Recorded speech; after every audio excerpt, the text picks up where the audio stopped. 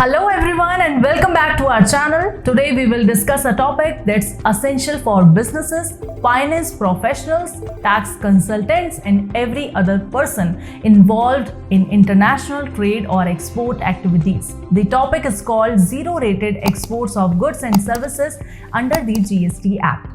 So let's begin without any delay.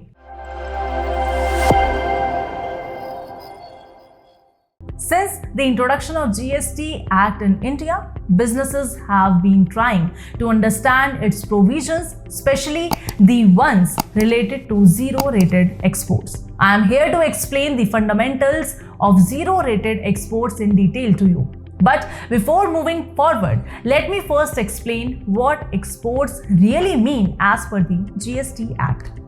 Understanding export under GST Act, according to the GST Act, exports mean the supply of goods or services from India to any place outside the Indian territory. It includes transactions that contribute to India's foreign exchange earnings and supports its overall economic growth. However, for a transaction or sale of goods and services beyond Indian borders to be considered as export, certain conditions must be met first. Let me explain these conditions one by one. Number one, place of supply. The supply of goods and services must be made to a place outside Indian territory. Also, the recipient must be located outside India. Number two, proof of export. Certain documents have to be obtained as proof of export of goods and services. These include the shipping bill generated by custom authorities and airway of landing bill to prove that the product has been shipped by sea or air. Number three, receipt of foreign payment. A receipt of payment received in foreign currency is also required. This ensures that the supply of products has contributed to India's foreign exchange. Number four, time limit for receipt of payment. The payment for supply of goods or services must be completed within the prescribed time frame under the GST Act. Currently, this limit is 9 months from the date of export and can be extended up to 15 months for specific sectors only.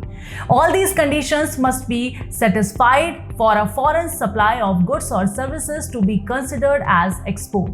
Now that you know what export means under the GST Act, let's move ahead with our discussion on zero-rated exports. Zero-rated export of goods and services. Zero-rated exports are products or services exported outside India without paying any taxes under the GST Act. You can also say that such product or services are taxed at a flat 0% rate under the GST framework.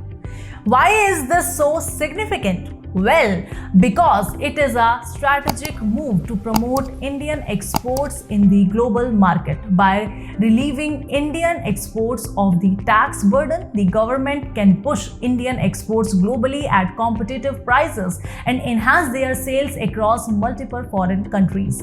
However, here's a crucial point to note. Zero rates on exports are applied only to finished products and not to products used in the production of finished goods.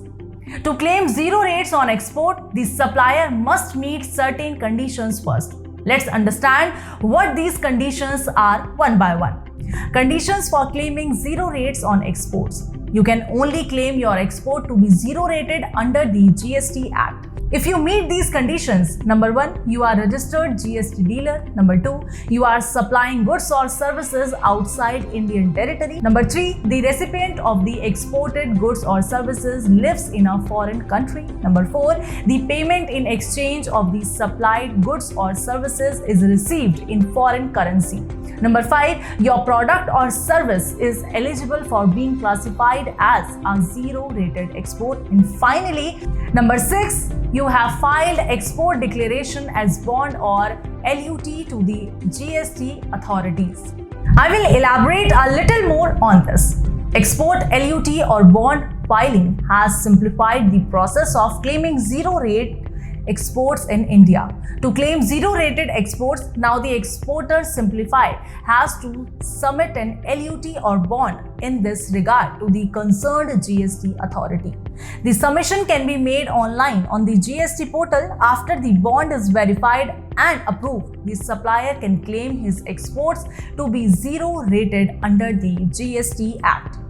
Besides exports, other services that classify as zero-rated under GST are: number 1, transportation of goods and services outside India; number 2, supply of goods and services to special economic zones; and number 3, supply of goods and services to an exporter eligible for complete tax refund. And that is it for this video. Hopefully you have now understood what zero-rated exports are. If you have any doubt, you can post them in the comment section or contact us for free consultation with experts. If you found this video helpful, hit the like button, share and subscribe to our channel for more informative content ahead. Click on the notification bell to receive an update of our new videos. Thanks for watching. Watch our other videos as well.